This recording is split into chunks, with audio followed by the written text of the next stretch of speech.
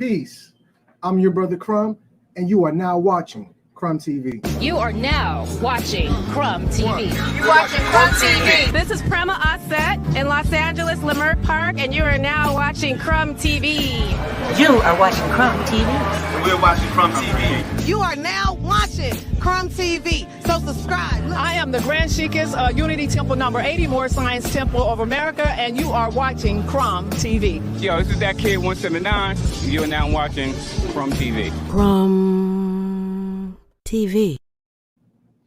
You already know what it is, family. You are now watching Crumb TV. I am your humble brother Crumb, here for another installation of Crumb TV. This video was called Medieval Witchcraft. That's right, family. So let me just start this with a little ritual. Y'all know how I like to do, especially in the honor of witchcraft. If you could, repeat after me. Peace, Ashe, Islam, Namaste, Hotep, Grand Rising, Assalamu Alaikum, Walaikum Salam, Boom Dia, Oseo, Halito, Wagwan, what happened? Whatever the greeting is in your respective language, I'm your humble brother, Crumb, here for another installation of Crumb TV. So with that said, family, I got a good one today. But before I get into it, let me put some respect on a family's name. It's all about acknowledgement. I mean, I like to just, put it out there for the people. Number one in the building of the first responders is Frank White, 32nd. He's a usual suspect. We're gonna have to brand the whole damn thing. The usual suspects are the people who are usually, why is this is not even on the right side? Get over there. It was in the way. Are usually in the building. Shout out to Frank White. I see you. I always appreciate you, big bro. It is my elder, my baba, my big brother, big homie, True King. He says, peace, family. We saying peace back. I see you. I love you. I appreciate you. Number 3 in the building. This is the perfect trifecta. Mir Ami R says, peace and love, brother Crumb. Oh, this is Rael Sankofa checking in out there in Alabama. Shout out to him in Alibaba. We see you. We love you. We appreciate you. With that said, family, just want to throw a couple of things out there before we get started, like we really get started. I try to do all my promo in the first 5 minutes. So I'm going to be doing an event in Boston. They don't call it Boston in Boston. In Boston, they call it the Bean. So when in Rome, do as the Romans. I will be in the Bean for the my Stonehead history lecture, July 25th. It's a free event, so come one, come all. You can RSVP with me on crumbtv.info/events, or you can just come out there. It's a black museum, and this head right here, that head, that's where I'm gonna be at. I'm gonna be beside the big head. Like, Crumb, where you going to be at? I'm going to be right over there by that big ass head. It's a big head. I'm going to be over there by that. We're going to be doing some measures. They're going to have free. I'm not saying free food. There'll be definitely vendors, a free tour of the city, the Black Side, Roxbury, stuff like that. Lots of information, lots of good people. I'm going to be there. A lot more people going to be there. I'm not going to say no names just in case they don't come, but you can definitely go and check crumbtv.info/events out to go over there to get that. In addition to that, you already know what it is, family. The only way I can even do the things I do is because of the people that support me. Without their support, I would not be here. How did you get here? That's right. That's right. You want to know how I got here? By way of Latanya Page Bulk.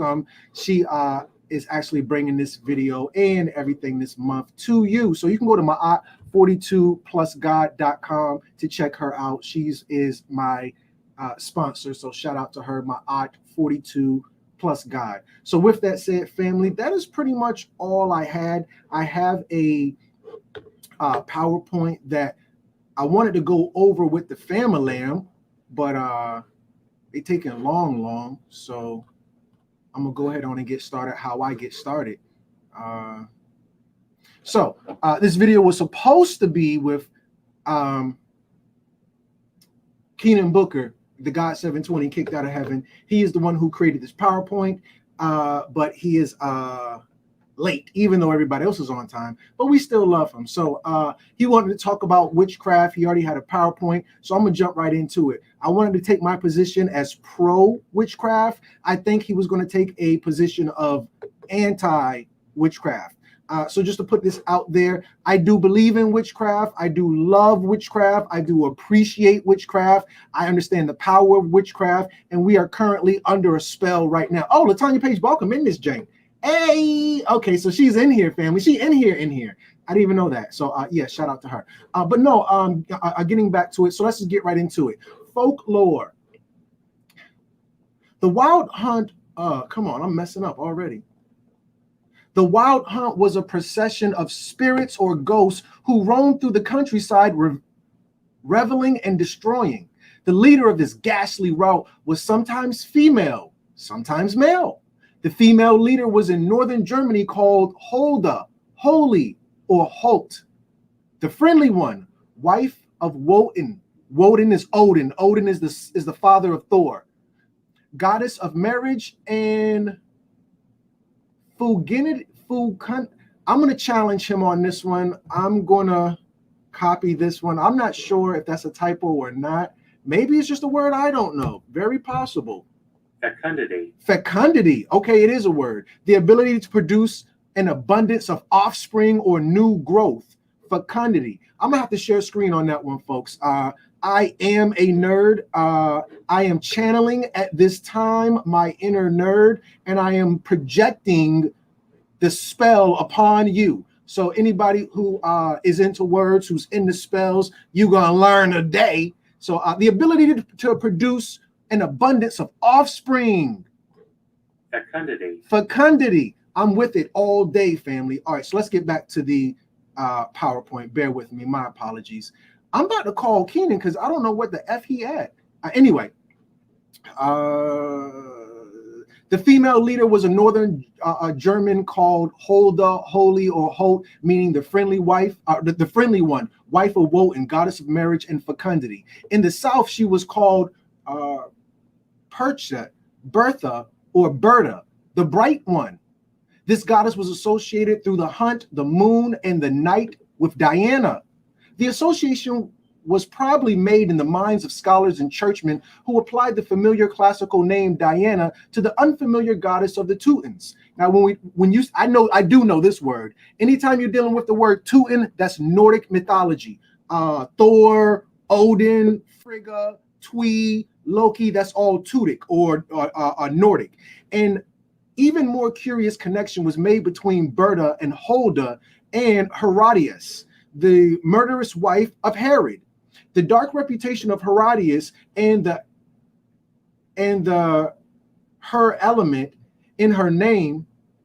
I'm sorry, I just realized what they're trying to say.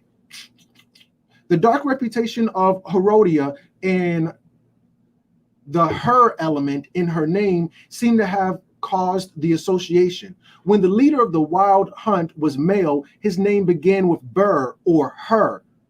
Berthold, her, Lechen, Herny. Also, I want to also mention, I don't know if anybody's reading my mind right now. I was also thinking about Hercules. Oh, there we go. Brother, hopefully you're ready. I'm going to bring you on. As you can see, we started. No, don't look like he's ready. I'm going to keep going.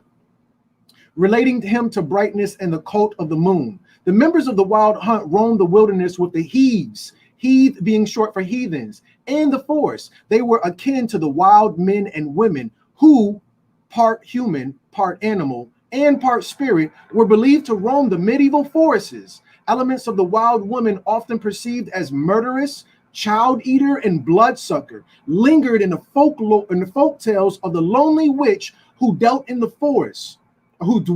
forest. Gradually, in the early Middle Ages, the characteristics of the wild huntress and wild women were transferred to witches. Wow, what a way to start the day. What a way to start the day. Okay, with that said, the brother is in the building. Good brother, we've already started, but if I could I get you to tell them who you are and where they can find you? My name is Keaton Booker, okay, also known as the God 720. And I composed the PowerPoint the brother Crumb is using today. We're here to talk about medieval witchcraft, and I've compiled and authored said subject in the Kicked Out of Heaven series that you can find at my site, kickedoutofheaven.com. Keenan Booker. If you decide to purchase through Amazon, I do request that you purchase from Stargate Publishing, which is also me. You can go to stargatepublishing.com and also find the same material. Okay. So that's with that being stated, we can continue on with with the presentation that you got going here. We were in the folklore section. Am I correct? I can't hear you. Sorry about that. Yeah, that was slide 1. We started with folklore, and just to give you another plug and the family as well. Well, give the family another plug. This is all coming out of the book Kicked Out of Heaven, the untold history of the white races from circa 700 to 1700 AD, volume 2. There's a volume 1 and a volume 3, as you can imagine, by Keenan Booker. So with that said, we kind of got an idea initially through folklore. Do you want to read the next one, or should I? Yeah, we can read it. I do want to say this real quick so that people can get it very clear. This book, volume 2, was published on March 31st, 2017. And Nipsey Hussle was murdered on March 31st, 2019. So there's a connection going on here, and it's the battlefield. That's what a lot of this information that I do is a part of. But keep on going. So I'm going to read this section that we got right here. Okay, I'm eating cherries. I got some blueberries. I got a pear. I got some pineapples. This is like a diet mukbang. I guess not diet. This is like a mukbang, but like the vegan version. I don't know. Cherries seem like the lobster of veganism to me. I feel like I'm all that when I eat cherries. Anyway, yeah, let's keep on going. Well, cherries is the highest source of melanin in the fruit kingdom. Yeah, that's right. So yeah. Okay, let's continue on. Okay.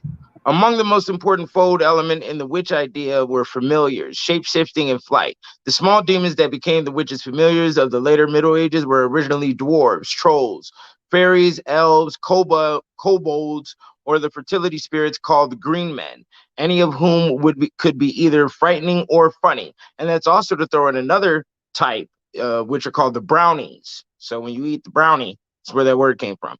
The dwarves were spirits of darkness and the underworld, and were often equated with ghosts or other malignant spirits. The elves were originally spirits of light and goodness.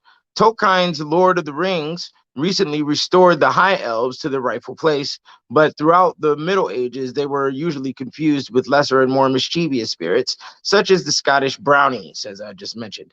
Robin Hood may have originally been a green man, and his hood not an article of clothing, but a bull's head or calf, basically, is probably what it said.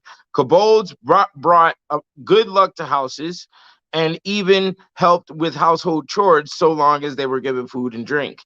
If refused, they might turn nasty. In these qualities, they resembled the bone malaries, who demanded food and drink in return for their patronage of a household. Such spirits were equated by the church with minor demons, and though they could be made fun of and tricked on occasion, their powers were taken seriously.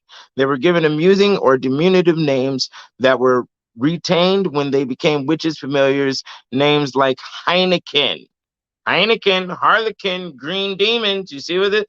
The green bottle is used for the Heineken bottle. Okay, a liquor is a spirit. You must understand what's going on here. So when we say Robin Hood, there's 3 phases of Robin Hood. And Robin Hood comes from Puck, and Puck is a version of Pan, which broke it down. So there's 3 versions of Robin Hood. You have Robin Goodfellow, you have Robin Artisan, which is the son of Art, which is the basically the devil. Okay, and what we have to understand is that the root elements of socialism is all the devil, because socialism and how we communicate is basically a mathematical knowledge that we were not supposed to have. And when born in the garden, you were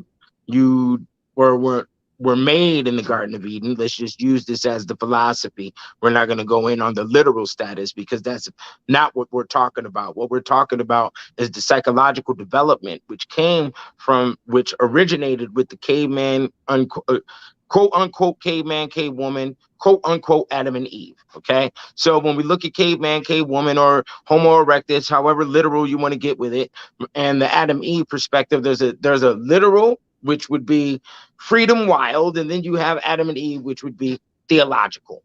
Now, when you were constructed in the Garden of Eden, you weren't given any knowledge. So basically, you were autistic, Down syndrome. You didn't have any intelligence to develop. To eat from the tree of knowledge is what got you excommunicated out of the garden.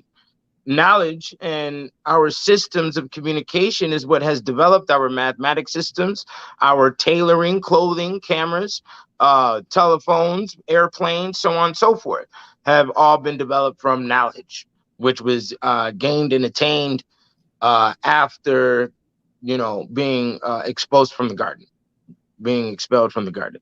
So that's what the son of art is. That's what art is. That's what communication is. That's what makes man and woman unify with each other, is intoxications, euphoria, music, art, theater, going to a play, things of these things is what we call courting or dating. This whole little area right there is extremely double. And guess what? You can't do anything about it. That's the realm you're in. That's what the fallen angels have brought us into this point that we're at right now.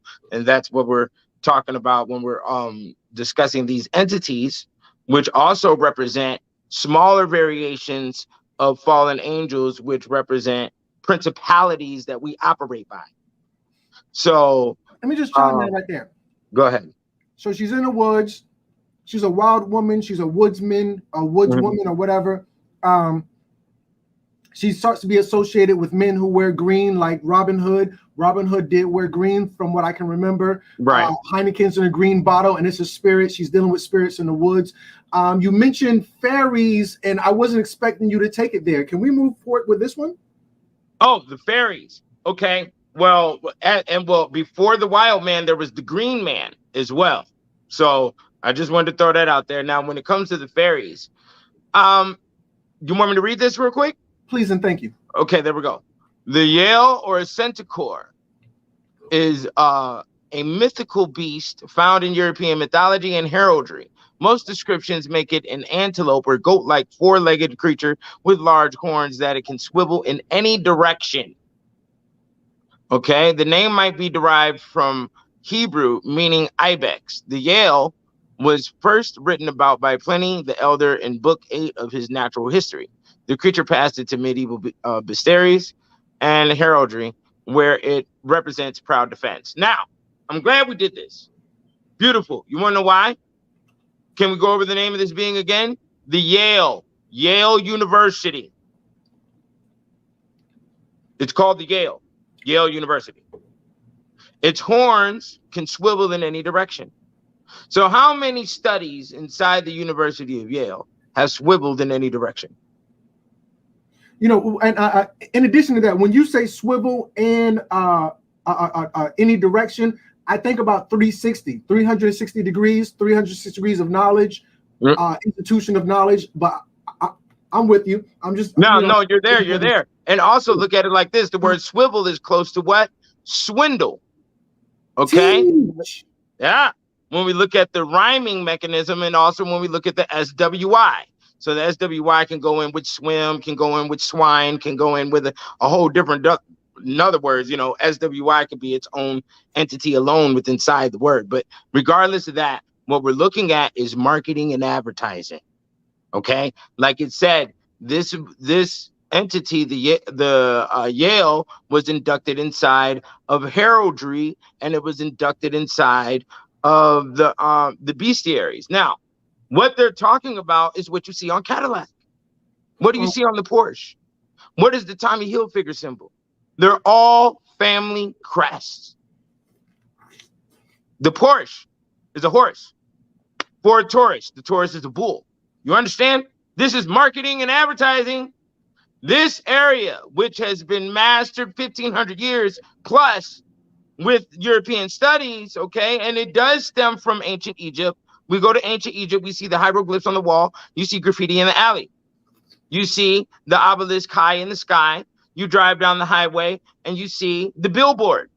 So erase of everything that you thought you knew with yoga positions out of the hieroglyphs, and just look at it as nothing but concert posters, okay, on your walls and when you're walking down the streets of Chicago or New York, okay? It's called advertising and marketing.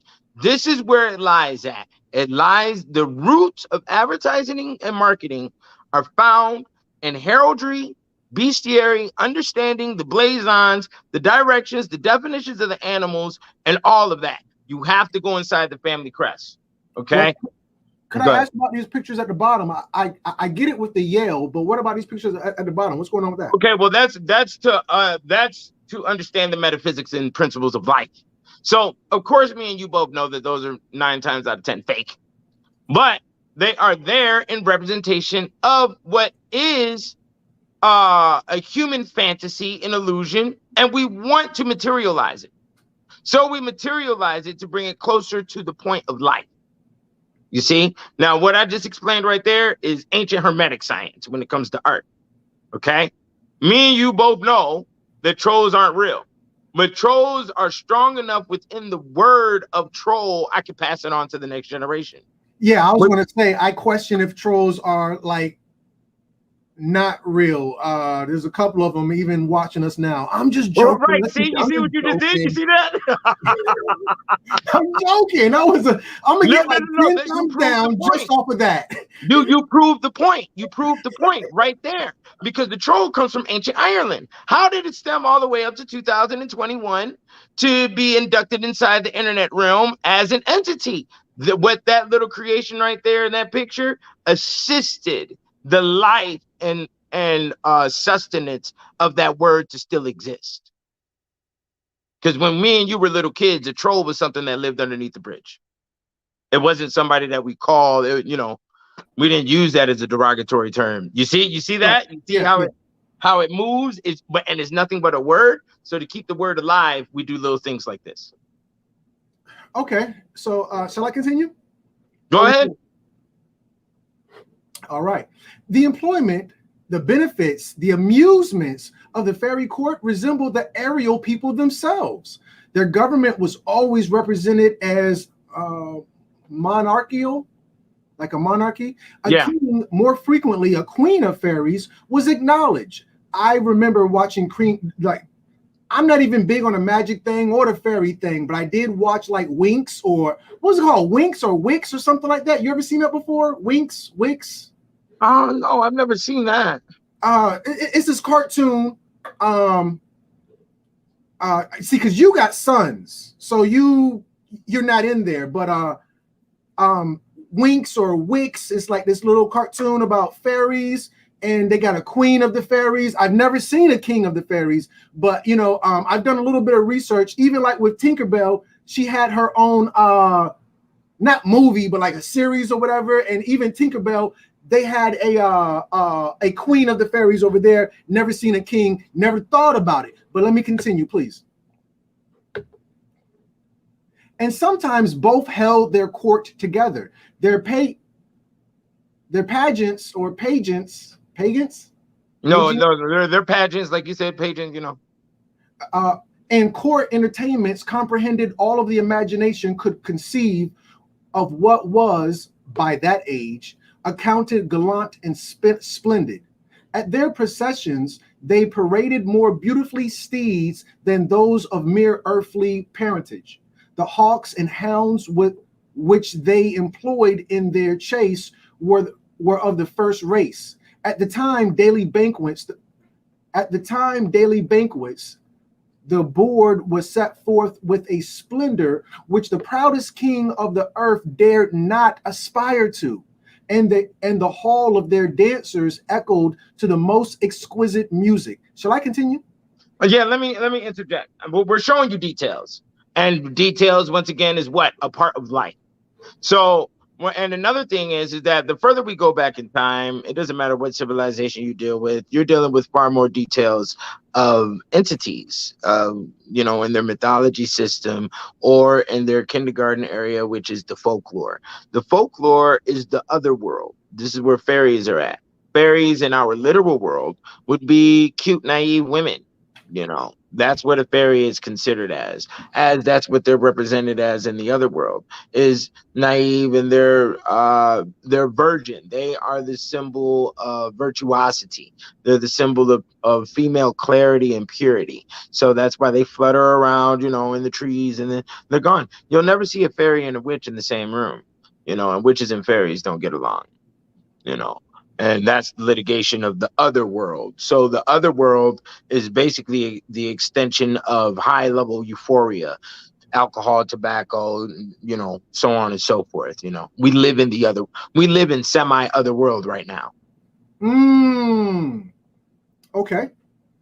One injury of a very serious nature was supposed to be constantly practiced by the fairies against the human mortals, that of carrying off their children and breeding them as beings of their race. Unchristened infants, christened, when you christen a baby, that's it. Unchristened infants were chiefly exposed to this calamity, but adults were also liable to be abstracted from earthly commerce. Notwithstanding, it was their natural sphere. With respect to this first, it may be easily conceived that the want to be of sacred ceremony or introduction into the Christian church rendered them the more obnoxious to the power of those creatures who, if not to be in all respects considered as fiends, and nevertheless considered their consent round idle occupation, little right to rank themselves among good spirits, and were accounted by most divine as belonging to a very different class. I think I read that wrong. Can you help me out? You read it right. I'll do a little bit of explanation on what's going on here. A lot of this folklore, which you'll find a ton of this other world folklore stuff inside of early America hoodoo. And the reason it being is because it merged in with the African-American slaves, and it also merged in with the leftover Native American Indians, the Asians that were here with the railroad thing. It all mixed in, okay? And one of its roots was definitely Irish and Scottish and Germanic folklore. Now, a lot of these folklore principles, as you just stated, about babies not being christened and being attacked by the fairies, to be drugged to the other world, to be put into some type of cloning device and be made into a fairy of their own. These were fear tactics that were put down to enforce individuals inside the realm of Christianity. And this also built a negative principle in the mind, which allowed them to be, shoved into the basement or in the garage and locked up, since their positive virtues weren't explained over time, as the root elements of these things came from European history. And like I stated, it got a melting pot with African thought, Caribbean thought, Asian thought, Native American thought, merged into a hoodoo principle. It birthed the semi other world that we live in right now. We all live in a highly intoxicated world. If I was to take sugar, alcohol, tobacco, and give me another one, cocaine out the picture, whoa. This world would be different in 5 seconds. You put sugar and cocaine in the same category? Well, yeah. Well, what I'm talking about is the chemicals that were discovered in the Caribbean that built the world we're into today, which is coffee, alcohol, tobacco, sugar, cocaine. You take those 5 out of our existence, we're into a completely different dimension in 5 minutes. Because these are all intoxicants. They're drugs for right. And I think it's very interesting now that we kind of get in that part of the conversation, because for someone to classify or to put sugar in the same sentence with cocaine is like, and then they put coffee in that same, oh wow, a lot of us are kind of strung out to a degree. I mean, respectfully, no disrespect. I'm just I'm telling you, your bread, alcohol, cheese. You understand? You take those things out of society, whoop, we're in a completely different world, bro, within a day. You take that out of human consumption. You know, that is the unified other world that we all live in, that is only 1, 2, 3 degrees away from fairies and trolls. That's why you see these individuals that get on the crystal meth and are fiends. What are they doing? They're in the other world. They're psychologically there, dealing with the entities, giving the screams of hell. Okay, when you listen to a crystal meth person screaming, there's an alcoholic on the bum. The alcohol is the vagabond. They're living in another world, you know, because these drugs will take you somewhere else. And just to confirm what you're saying, I want to let the family know, cheese is definitely a drug. A lot of people are addicted. I personally, I know hardcore vegans, vegetarians, and they still trying to get off cheese. We got to talk about. I mean, we got to talk about it one day. Not today, but we're going to talk about it one day. Let's move on for the sake of time. We got a lot to go over. Yeah, let's do it. Would you like me to, or what should I do? I love this one. I got a lot of explaining to do on these 3 words. So let's go to it. Fame. Also, the word clitoris is another word for fame. So I'm going to be talking about that a little bit too within the combination. Fame. The word fame comes from fama, which means to talk, popular repute, common knowledge. In medieval times, this word was used as a term to signify a crime done in public. The word notorious commons from notorium is also a word signifying a criminal act done in public, but may be a different style and definitely on a grander scale and more widely known. In the Bible, you have the book of Acts. Everything is act and action. You are acting. Okay? Why aren't you acting like you know? You see? How do you feel good? Are you acting right? You know, everything is act, brother. Subtract. You know, you'll find the word act in a lot of areas, you know, and what they're talking about is to make one move, to make one respond. Okay. And this is what fame is. You see, my deprivation and my status of being poor will make me act. And that action may be upon you as an assault in order to get whatever I need in order to survive. This will make me infamous within my act if I have done it repetitively and have won. Okay, go ahead. You know, just want to point this out. When I was younger, I didn't know it. So, you know, in honor of the spell, since we're talking about witchcraft, I wanted to point out the word infamous. It's the pronunciation is misleading, folks, because infamous is simply infamous. Oh, he's infamous. You know, notorious, infamous, you know, whatever the case is, infamous. Please continue. Yes, Kim Kardashian, she committed the act. The act was the sex tape. The sex tape made her infamous. It gave her fame. That's what she is at now. Yes. Kim Kardashian is famous for that sex tape, which makes her infamous. Yeah, she committed the act. She committed the heinous act, and that was the sex tape, the perversion, the privacy, the privy. You see, and this is. Go ahead. Right now, just to be clear, for everybody, we're talking about medieval witchcraft. We're not talking about modern witchcraft. However, I gotta admit, one of the biggest covens of witches in America is the Kardashian family. My apologies. We got a lot to go through with this PowerPoint, folks. I gotta be honest with you. We don't got time to be fooling around and, you know, doing any extra research, but I do want to put this out there. Kardashian, every single man, Kardashian witches. Every single man. You tell me, I don't know these men's names. Every single man they get around, they destroy. Black widows, how the Kardashians destroy their men. I'm not saying all witches are bad, because I got a thing for witches, folks. Witches, you know, that's my type. Like, what's your? I don't got no type. I do got a type. I like witches, but bruh, y'all better be careful. Some of these witches, brother, do you know what glamour means? Oh, we're going to go in on that word. Glamour is up in the mix too. And glamour is specifically talking about the aura. Just like the word fame is linguistically attached to the word clit. So the more clits you get, the more fame you get.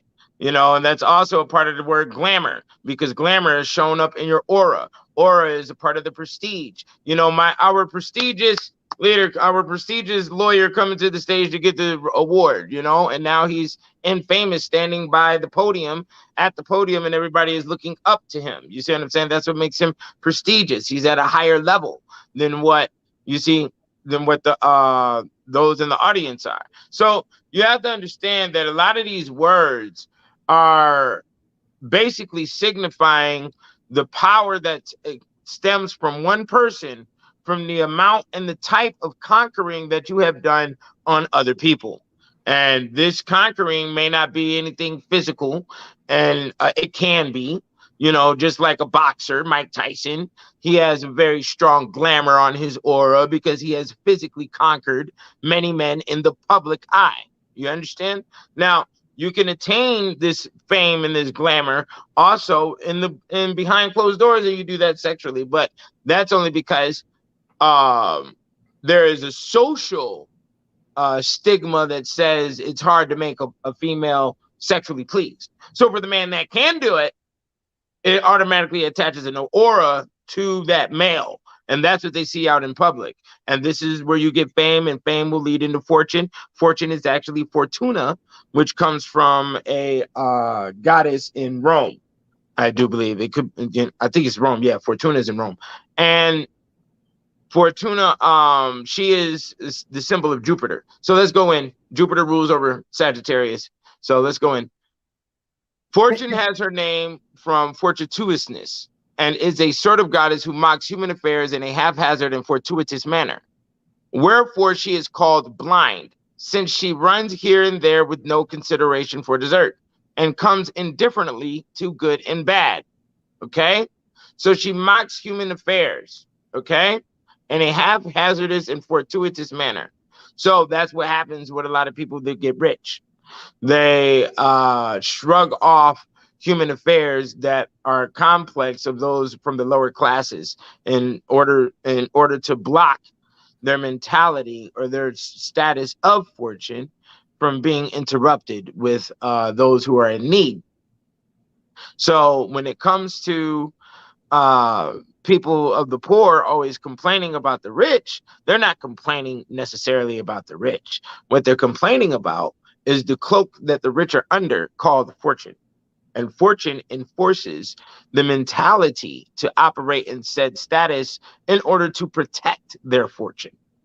Because there is a high possibility and probability that if I stick my hand in this toilet with you and your dumbass shit, that you could grab my hand and potentially pull me in. And that, my friend, is a probability that businessmen aren't going to fuck with.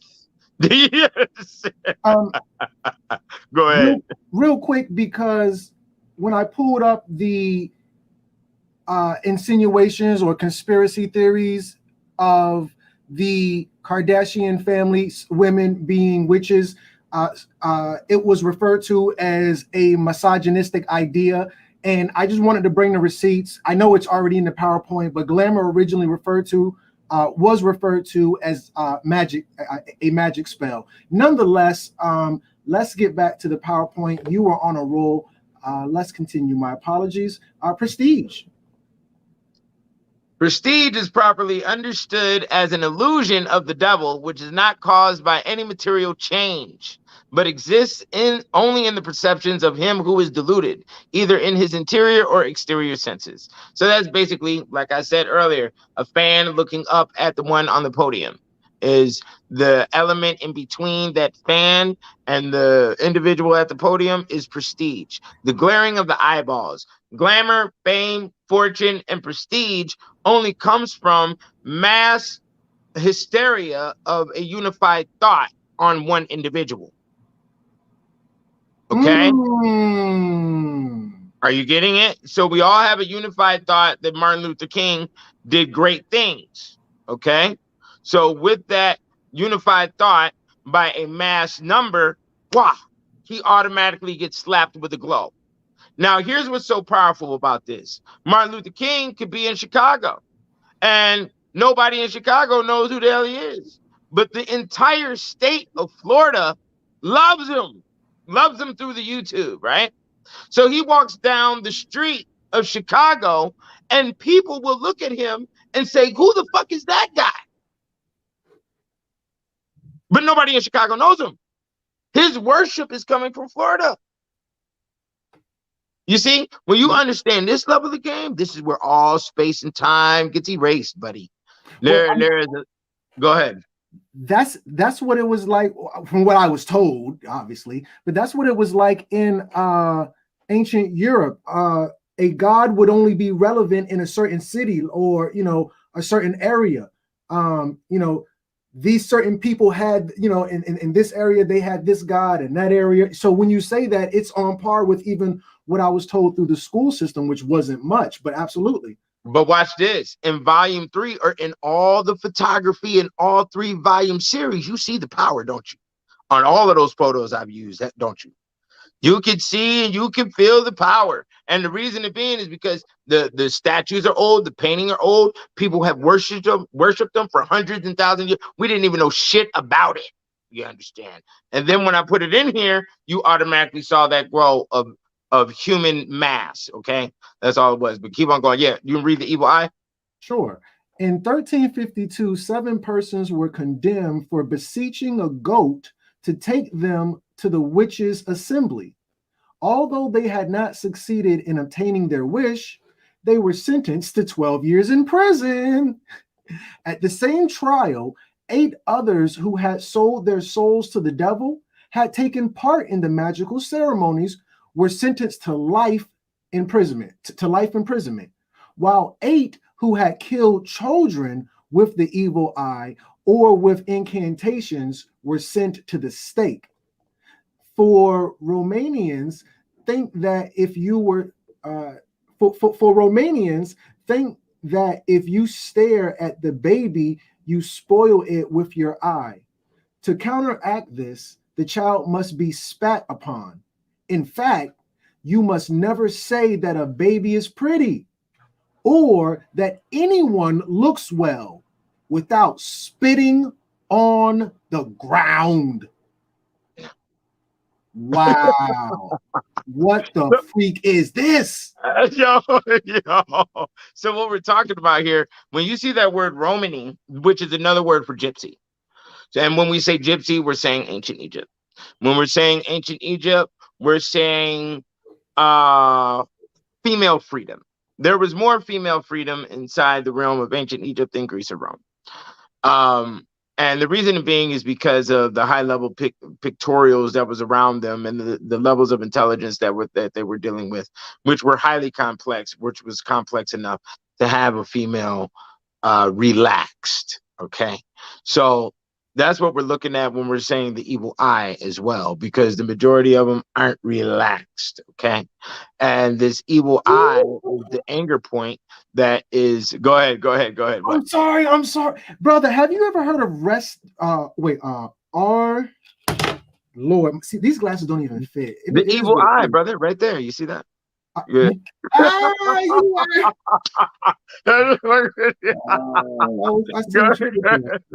was cute. But no, RBF. Have you ever heard of RBF? RDF or RBF? Before I answer the question, I wanted to poll the audience. Does anybody know what RBF stands for? Let me just look at the comments. I got to give the family just a second. I heard this. I didn't make this up myself. And I saw this girl who had a swimsuit on. There was a play on this right here. I just want to ask the family real quick. I guess within the next 10 seconds, 10, 6, 2, 1, nobody. Okay, but no comments are coming through at all. So I'm sure the only reason that's doing that is because there's a lag. There's probably 100 comments coming through the pipeline as we speak. But okay, so now that, just for the sake of time, because for those who are going to catch this later, there, it's resting BITCH face. What is this, brother? What is this? Let me just Google it real quick. I just want to see. Hold on. I'm gonna hit Google. I'm gonna hit RBF. I just want to see what comes up. Oh, there it is. RBF meaning. RBF. Could you read this for me, brother, please? Yeah. The resting bitch face, also known as RBF or bitchy resting face, is a facial expression that unintentionally appears as if a person is angry, annoyed, irritated, or contemptuous, particularly when the individual is relaxed, resting, or not expressing any particular emotion. Now, let's talk about this for a second, because this is one of the root definitions of witchcraft. Now, when we say evil eye, we're talking about Cyclops from the Marvel Comics and the X-Men as well. We're talking about the red eye of the goat and the devil and all of that. And we're also talking about the blank murderous stare that the female does to try to wrench your gut. Any gut wrenching or headache implication that comes from faces like this is the magic system that we call witchcraft. Excuse me, brother. I just want to add value. Do you mind? Go ahead. I'm with you. So I had a Facebook page. I had 10,000 followers and everything. It was pretty dope, and I maxed out at 5,000 friends. And that page got taken down. The only reason I bring that up because I'm still a little salty behind it. You know what? I'm in my feelings. I digress. So on that page, I had typed in, and I think it got like maybe 1,000 likes or some crazy number like that. I posted, if a woman stares at you for more than 6 seconds, she either wants to have sex with you or she wants to kill you. Either way, it can go either way. Dun, dun, dun, dun. Yes. Nonetheless, I don't want to get too far off, but when you brought up the evil eye, I couldn't help but to reminisce and kind of tie it into current day, but we want to stick with the medieval. Let me just bring up one more point, but even though I'm stepping on my own toes. So right here, I have highlighted Romanian, and right. I had to kind of fact check that real quick just to make sure I wasn't crazy. So I hit back. If you see my back, it says Romanian. Yeah, it's spelled without the U, but yeah. Right. But here it is, Romanian with the U, and it says Romanians. Nonetheless, this is where I'm going. When I hit Romanian and I scroll down, you see right here it says Aromanian. Right. That's what the Kardashians are. Yeah, I think they're Armenian. Armenian. They're Armenian Jews. Yeah, they're Armenian Jews. Yeah, they're Jews. Hold on. There's some type of from the Caucasus Mountains. Yeah, that's where Armenia is located. Okay. I digress. Yeah. Click on their wiki. It'll show in the right corner. But go ahead. Well, I was trying to go somewhere I shouldn't have gone in the first place. Please forgive me. Let's continue if you don't mind. Okay. What you want to read the description next to the ring, or you want to go to the next page? Found in Croatia, a remarkable 1,800-year-old ring with an eye that was used to protect the wearer from spells or a bad curse, often referred to as the evil eye. Okay. I wanted to go in on this area right here where the child must be spat upon and giving the compliment. The compliment is a form of witchcraft because it makes you act in response. Anything that forces anybody to act or respond is in essence a form of witchcraft. So in order to cast a feeling upon you of feeling good, and then also putting you in an impressionable response mode, because when somebody gives you a compliment, now you're open to receive anything else. And this is what salesmen use. Brother, you there? Hold on. Oh, no. Oh, come on. In the name of European Jesus. Bill Gates, what's going on, man? All right, well, I'm going to go to the next slide. Let's just see what he has, because he's on fire right now. Finally, we get into magic. While I wait for him to come back, I guess I kind of do want to go over what he was saying, because it's talking like if you compliment a child, you got to spit on the child, and if you compliment an adult, you got to spit on the ground. That's deep, folks. But anyway, magic took many forms during the Middle Ages. It is best understood not as an inferior variety of science or religion, but as an independent world view. Ancient cultures knew no distinction between magic, science, or religion, or indeed between these and philosophy, poetry, and art. All were aimed at understanding and controlling the universe. Hence, all things, stars, herbs, stones, metals, planets, and the elements mesh with man, his longing, his lust, his desires, his fears, and even his physical appearance and health.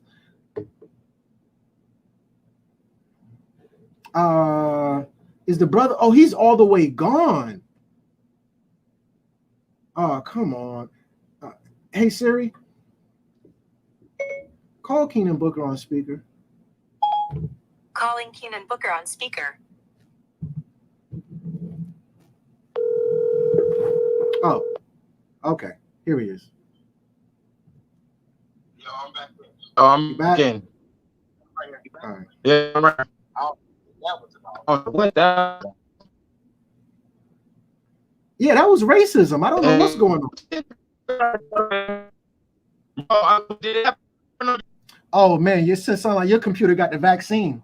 Your shit ain't right. Ain't no corona over here, brother. I don't even have my cell phone linked into the computer, so I don't know what is going on. But I'm gonna tell you this: whenever we get heavy on these subjects and dealing with this witchcraft, boy, it collapses some things. That just lets you know what is so. Why I love it. It's powerful, like bro. It is gigantic. But keep going, keep going. Okay, well, I actually read the slide, but since you're back, I'll read it again. Is that okay, or would you like to take a shot at it? Okay. Okay. I can just speed read through it real quick. Please. You ready? Yeah. Okay. Magic took many forms during the Middle Ages. It is best understood not as an inferior variety of science or religion, but as an independent worldview. Ancient cultures knew no distinction between magic, science, or religion, or indeed between these and philosophy, poetry, and art. All were aimed at understanding and controlling the universe. Hence, all things, stars, herbs, stones, metals, planets, and the elements and elementals mesh with man, his longing, his lusts, his desires, his fears, and even his physical appearance and health. And that's one reason why I composed these 3 volumes the way I did, is because I clearly understand that principle. But keep going. Absolutely. So what do we have here? Right there, you have well, it says the magic used. Go ahead. It says Table A, experiments in CLM 849 something. Purpose. Number 1, for gaining knowledge of the literal arts. 2, for causing a person to lose his senses. 3, for arousing a woman's love. 4, for gaining dignity and honor. For arousing hatred between friends. For obtaining a banquet. For obtaining a castle, boat, horse. For resuscitating a dead person. For invisibility. For obtaining a woman's love. I thought number 12 was Oh, arousing a woman's love was number 3. All right. For constraining a man, woman, spirit, or beast. For obtaining a horse. I thought obtaining a horse we already did. Number 9 is for obtaining a horse. Anyway, yeah, what's going on here, brother? Oh, what's going on here is these people, this is what they were using magic for, and also what they could have been charged for. You see, these things during those times, you know, some witches would turn a man into a cow and make the cow do all the herd work that was needed. I mean, all the farm work that was needed.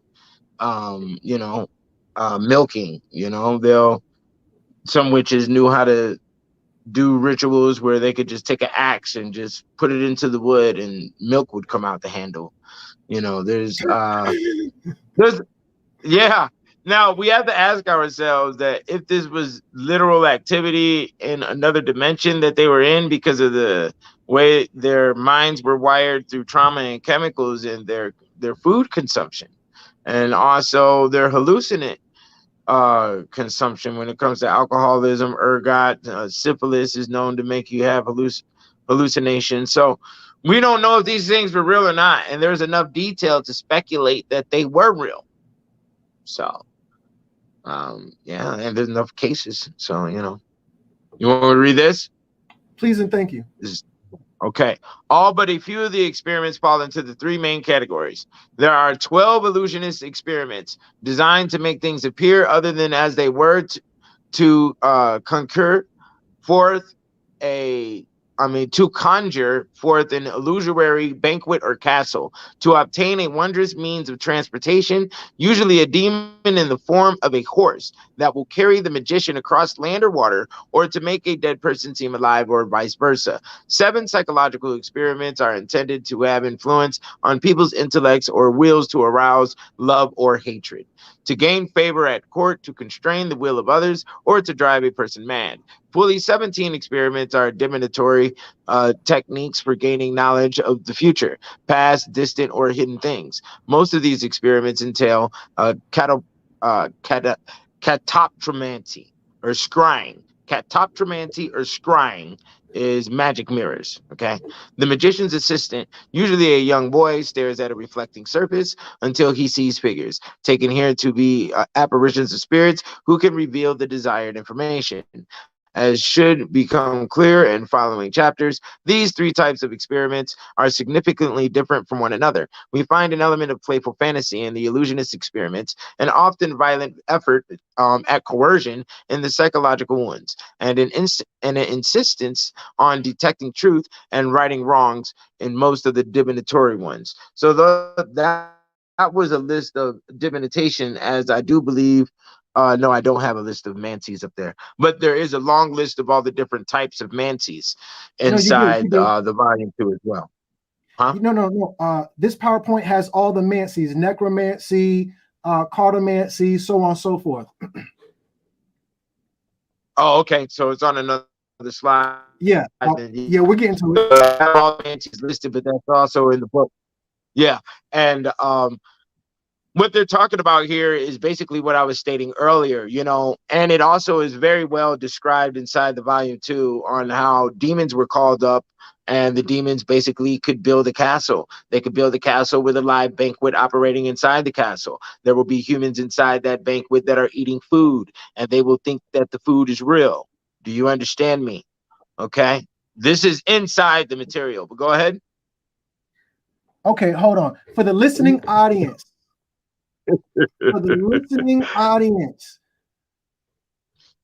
he said, demons building a castle. Please, brother, I don't want you to say anything. Just let's see if the people. There we go. Anybody know the story of Solomon's temple? Solomon's temples was built by demons. Are you kidding me? And then I said, hold on. The brother said, building a castle. This is the whole Masonic story all over again. I talked about Solomon's temple in one of the best videos I've ever done. Lilith, Good Girl Gone Bad. In my Lilith breakdown, Solomon got a different aspect of Lilith, the demon. So now we know Solomon was it Solomon that had many wives? Yeah. What if I told you that every demon that Solomon controlled was female? All aspects of Lilith. Yes, the ring. Solomon was Lord of the Rings. Solomon was Lord of the Rings. He used the ring to make the Lilith demons build him that temple. William Carter's on fire. Kingdom Book of the 720 is on fire.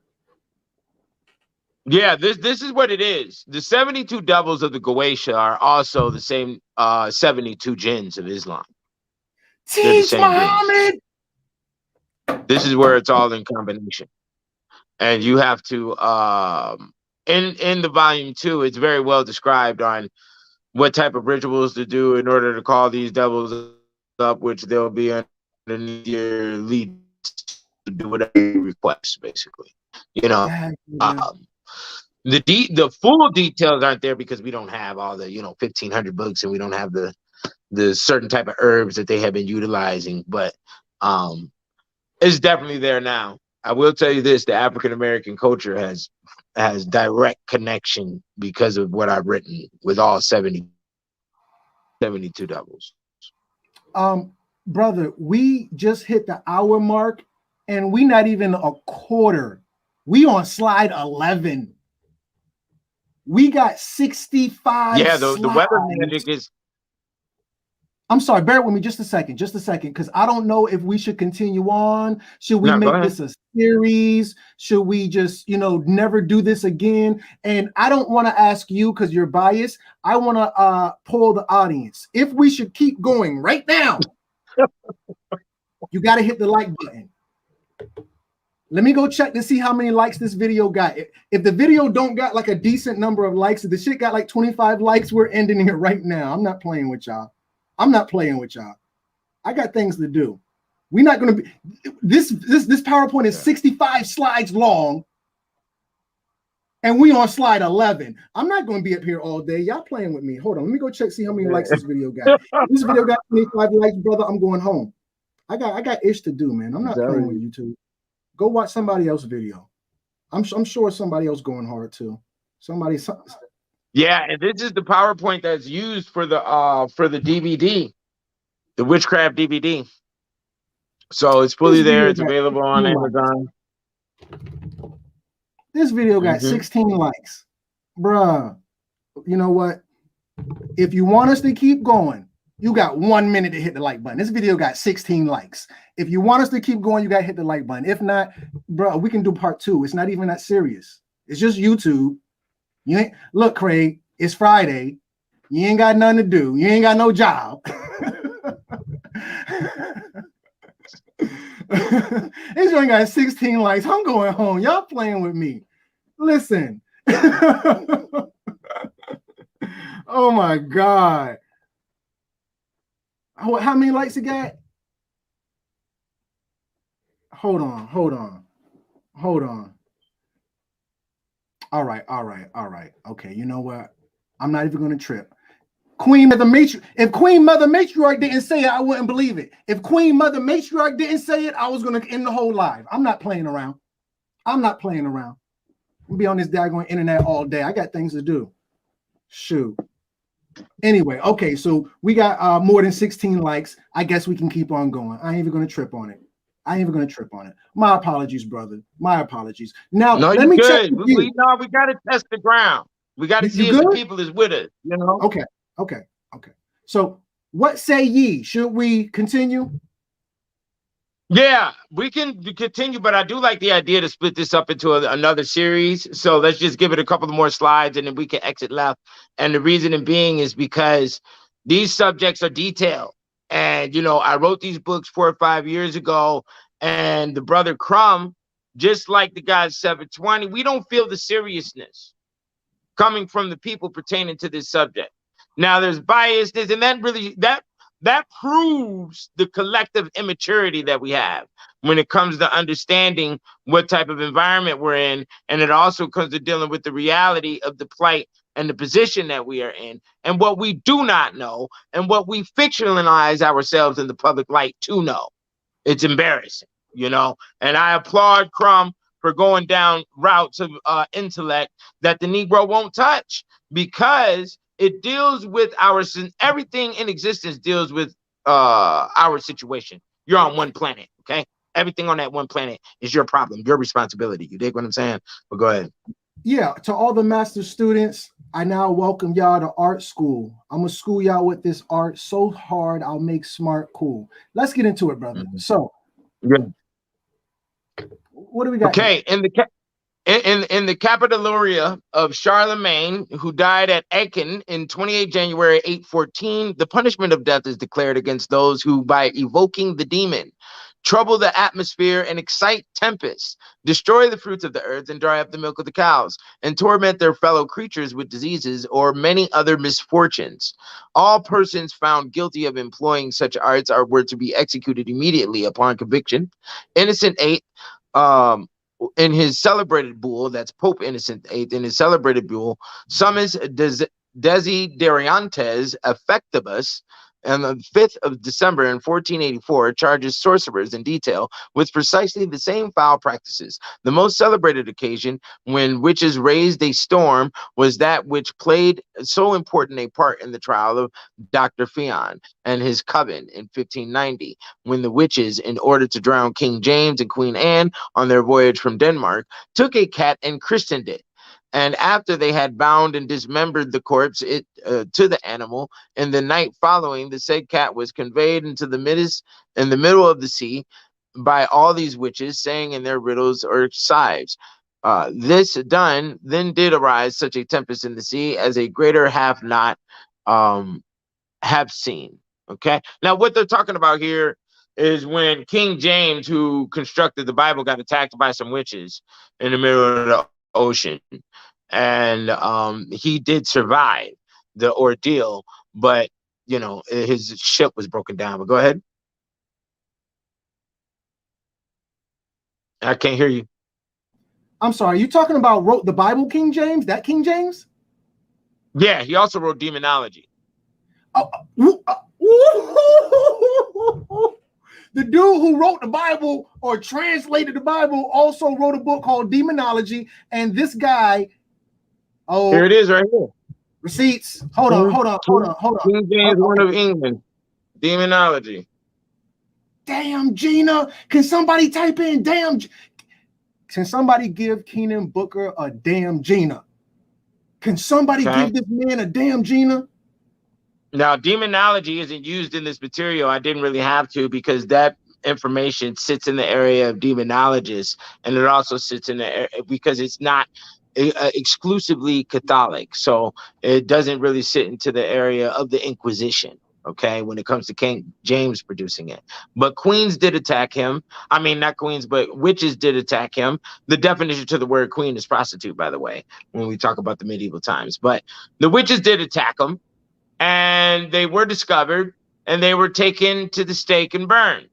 Okay, and he detailed witches, but also he was a homosexual, and there is a lot of energy in the mixture of female hatred being the drive towards the element of what witchcraft was. Okay, now when we talk about these witches, the Tempests, this is giving essence to the area that a female can create a tempest by getting angry. And this tempest is stirring up the room, stirring up other people, stirring up a weather. Now, when we talk about the literal side of a lot of this magic, we have to understand that there's a high possibility, because our mineral content and our atmosphere during those times was a lot more pure and stronger than what they are now. We have too much we have too many synthetics in our body, and we have too many synthetics in our earth. We have too many synthetics in the air, you know, for us to be able to produce some of what is documented here. But there was definitely a time period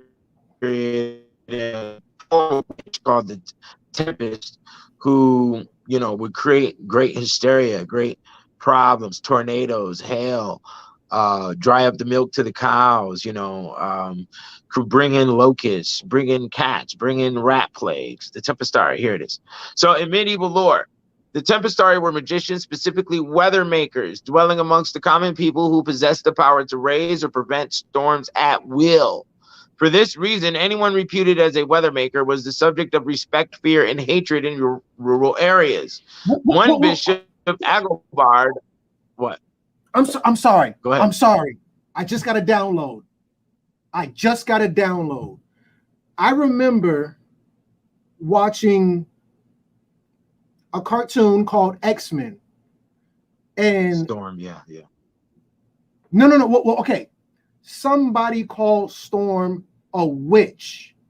I can't remember. I remember when you said that, I had a flashback. I said, I remember somebody called Storm a witch. Storm from the X-Men, one of the bad guys. Storm was fighting. It was some good guy. We got to win this shit. We got to fix the world and, whatever the case may be. And they had this little banter or the back and forth. Justice. Spider-Man. Whatever the back and forth. And within the melee, somebody addresses Storm like, I'm gonna get you, witch, or that witch, or something. And I'm like, when as a kid, it's just whatever. But now that you singing this, I'm like, hold on. What's the chances? You see? My apologies. You see? No, that was direct, what you just did. But what you also just did was you recognized that you were in the Western world, then you don't know the language that they're talking. Teach. You see? And it just reverted to your head. You know the language that they're talking because you know their culture. Okay? And guess where Marvel Comics came from? Their culture. Whoever the geniuses are that are designing those characters, they know the levels of life that are embedded inside of certain words to apply to a caricature and make the caricature alive. So that's what you just saw. So when you see Storm and somebody calling him a witch, that witch calling was a recognition towards the life entity that's stuffed inside the Storm, that's given Storm life. You see, and they had to do that in the public light because it's best to do, you hide things in plain sight, Absolutely. In addition to that, I had already acknowledged Storm as being one with nature. When we think about Wiccans and Wicca, their church is not a church, a synagogue, a temple, what have you. It's in the woods, in the forest, because even as you started out, this PowerPoint was in the folklore section. You referred to women are the huntress, the woman in the forest. She's dealing with nature. The 5-point pentagram: earth, wind, fire, water, and then the fifth element is spirit or ether. Nonetheless, so now I thought about Storm as being one with nature, but it fits in with what you're saying now. My apologies. I cut your wisdom. Do you mind starting over? No, you're good. Do you want me to read it from the top or to read from where I was at? From the top. Okay. In medieval lore, Tempestari were magicians, specifically weather makers, dwelling amongst the common people who possessed the power to raise or prevent storms at will. For this reason, anyone reputed as a weather maker was the subject of respect, fear, and hatred in rural areas. And they would also extort the farmers, because by using weather on their farm, and they would give them finances of their farm or extra food in order for them not to do it. So one bishop, Agobard of Lyons, writing in 815 on the subject of the irreligious beliefs of his flock, complained that villagers resented paying tithes to the church, but freely paid a form of insurance against storms to the village Tempestari. But it was also noted whenever a supposed weather maker failed to prevent a storm, he or she would generally suffer the wrath of the populace, being victimized or killed. Hold on. So instead of paying tithes to the church, which they didn't want to do. They resented that. They freely paid a form of insurance against storms to the village weather lady. Tempestari. Yeah. Tempestari. So she wouldn't, her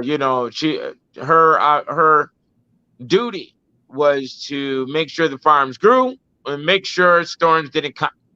So if their fields collapsed, then they would blame it on the witch, and we're gonna have a burning today.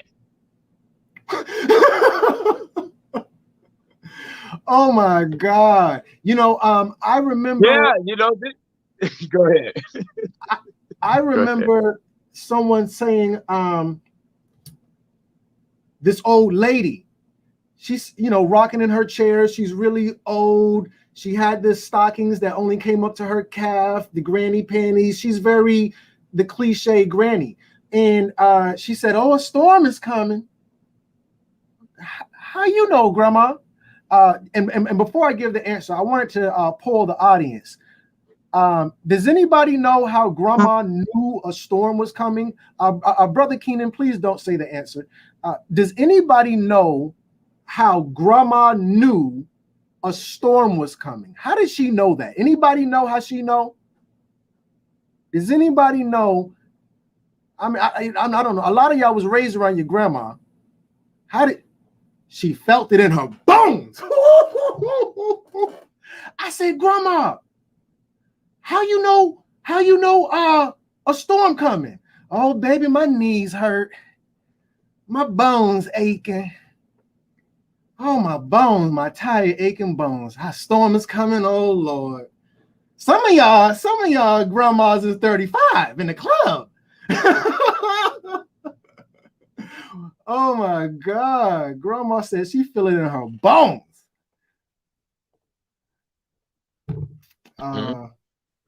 My apologies. So I think this was I'm not sure which part. So where are we at here? Brother, I think your internet is tweaking. Wait, are you back? I guess What I'll happened read now? this. It's Yeah. Well, I'm just going to read this until you come back. When you come back, just chime in. You back? I'm right here, bro. Okay. I'm right here. All right. Okay, coolio. I Did you froze want to up read? or something? Yeah. Okay, we can read. And these right here are different cases of Tempestaries that happened in the past. What we're really talking about here, when we're talking about female power of connection with nature and the weather, we're talking about the uterus's alien thing.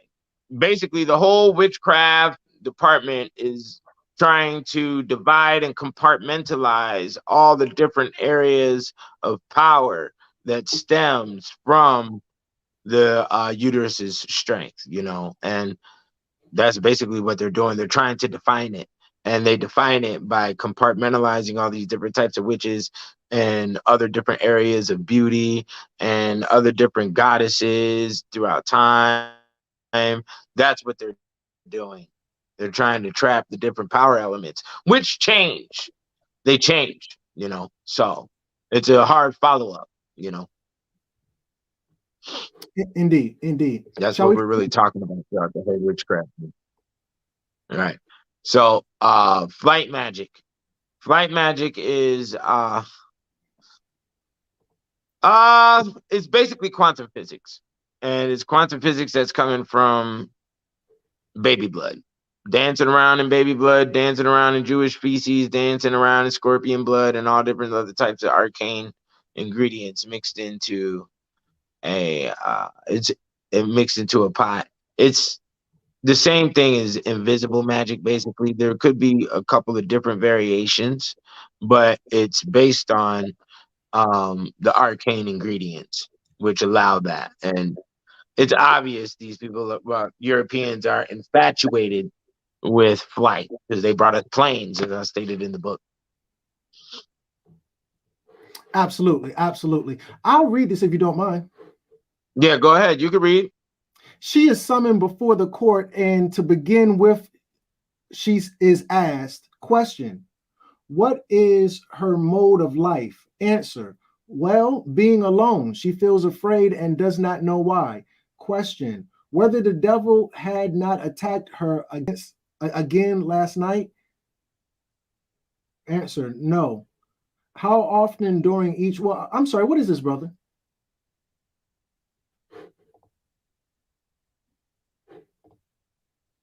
Yeah, these are court transcripts from the witch trial investigation of Eckstadt that you see right there, Einstadt. Oh, this Okay. is real. So, okay.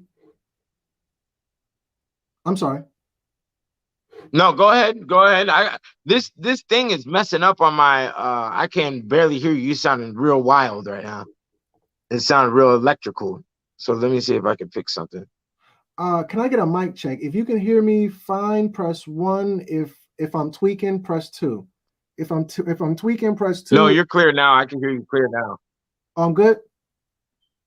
Yeah, you're good. I can hear you now. I was marveling at the fact that this is actually a transcript from a official trial of a witch. Yeah, this is incredible. Should we read? You see that? No, let me stop right there real quick, bro. Okay. Because when we're talking about the undead, when we're talking about the werewolves, when we're talking about witches, guess what? They had DA, they had medical, they had surgeons involved, they had lawyers drafting over evidence. They got transcripts of everything she said during interrogation, transcripts of the entire trial, as detailed as they are today. They were in the 1400s. Wow. Before the slave trade. So when I'm talking about the undead, that's why you haven't seen anybody come over here clowning with those type of subjects, because they're very thorough. I've read the thoroughness of them.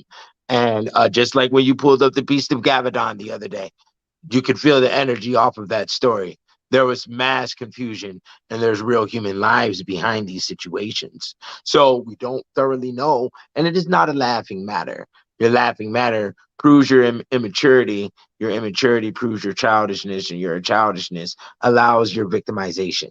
So do not play with because these are all deep psychological realms, since we can't thoroughly identify them in the literal essence of today, because it's 500 years later.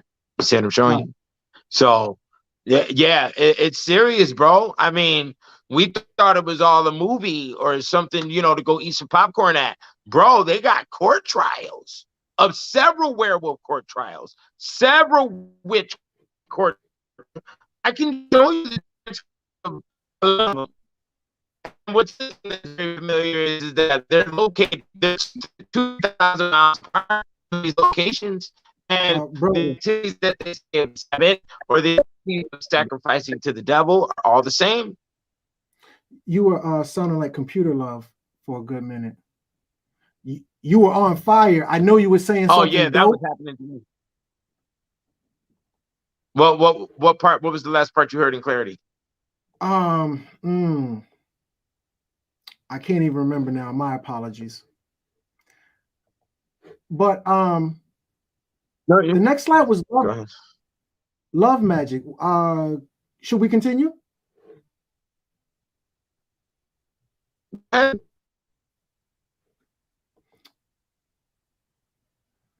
Well, here, actually. You want me to read? Can you hear me clear? Well, yeah. Okay. Yeah. If you can, please. Okay. Magical spark love or arouse revulsion. Well, actually, here. In the you're good. Yeah, don't worry. You know what? You're fine. I'm gonna take that as a sign. Signs and symbols are for the conscious mind. I think this is probably a good place to end it. I would love to continue on, but I think the signal is sketchy. With that said, brother, some people have been asking. I wanted to make sure that we put this out there before we part ways. Where can people find this book? Because right now we are reading out, a PowerPoint based on your book, Kicked Out of Heaven, The Untold History of the White Races, circa 700, 1700 AD, volume 2. Of course, there's a 1 and a 3, written by Keenan Booker, the guy we have on the line right now. He goes by the God 720. Brother, can you speak? It looks like he's still tweaking.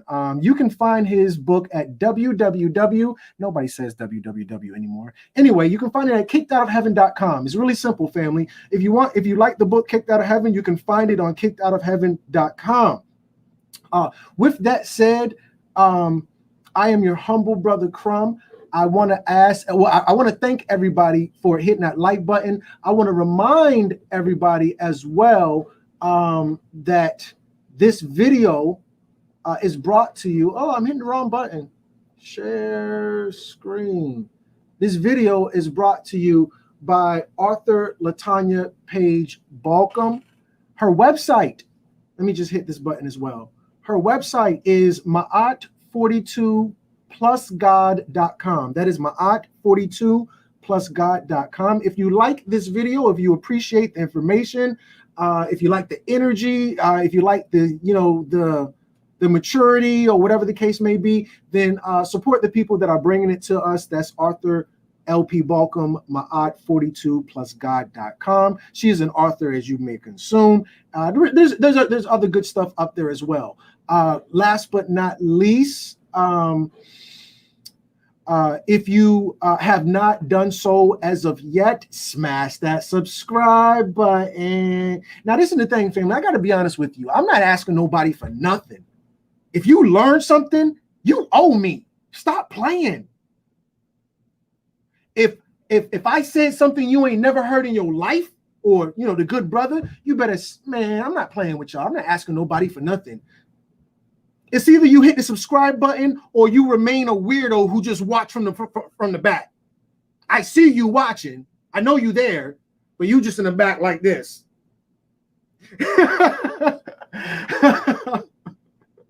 It's all good, family. If you don't, I still love you and I appreciate your weird ass.